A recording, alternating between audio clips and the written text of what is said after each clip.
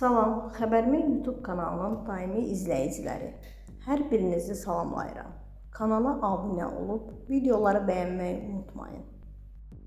Xalq artisti Ağadaş Ağayev 3-cü həyat yoldaşından danışıb. Baku Post az axşamaza isnadən xəbər verir ki, həftənin qonağı verilişində qonaq olan sənətçi Pərvinə xanımın xərçəngdən əziyyət çəkdiyini deyib. Mənim həyatımda böyük rolu oldu. Dimdik durmağımda rolu böyükdür. Restoranın işini ona tapşırdım. İnsanlar tərəfindən gözəl qarşılandı. Allah onun şəfasını versin. Tibbə indi məlum olan bir xərçəng növündən aşkarlanıb. Hər 4 aydan bir əməliyyat olundu. Sonuncu dəfə onu əməliyyata qəbul etmədilər. Türkiyədə müalicə alır. Onun bir qız övladı var.